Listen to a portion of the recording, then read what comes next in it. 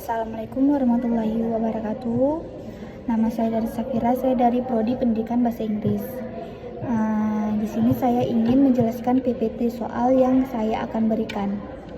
Saya mengambil soal ini di kelas 10 SMA dan level B1.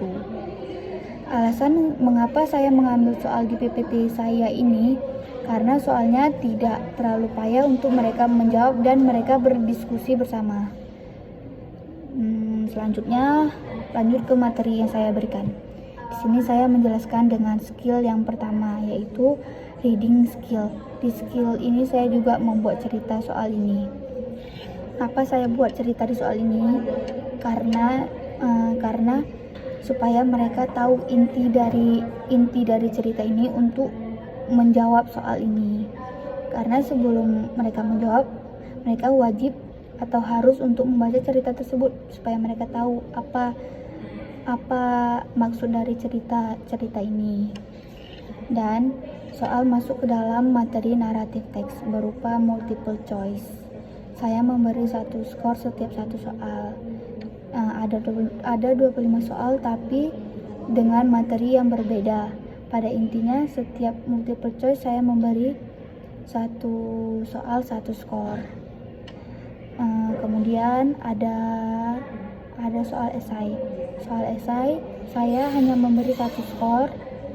Saya hanya memberi satu soal, tetapi skornya 5. Kemudian di slide berikut masuk ke dalam materi writing skill. Saya akan menjelaskan dengan skill yang kedua, yaitu writing skill. Di skill ini soal masuk ke dalam materi introducing oneself and others. Di materi writing skill ini juga saya menaruh cerita. Mengapa saya menaruh cerita? Karena supaya mereka sebelum menjawab, intinya mereka harus membaca cerita tersebut. Materi ini berupa multiple choice.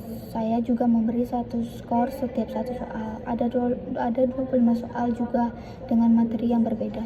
Kemudian ada soal esai. Soal esai saya hanya memberi satu soal, skornya hanya 5. Kemudian saya menjelaskan dengan skill yang ketiga, yaitu listening skill. Di skill ini saya menaruh sound di soalnya, sound atau speaker. Sebelum mereka menjawab pertanyaan, mereka wajib mendengar sound di soal tersebut. Di skill ini masuk ke dalam materi introducing oneself and others. Satu soal skornya 5 soal. Berikutnya juga sama. Saya memberi satu soal. Di slide berikutnya juga sama. Saya memberi satu soal, skornya juga 5.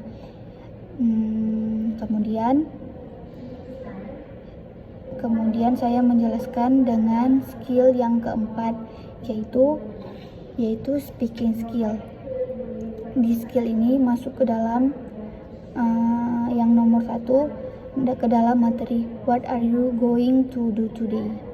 Soal ini saya beri satu soal, skornya 3. Dan kemudian di soal berikut dengan materi yang sama, dengan materi yang berbeda tapi satu skill. Lalu materi soal berikutnya yaitu materi I help you. Soal ini juga saya beri satu soal, skornya 5. Murid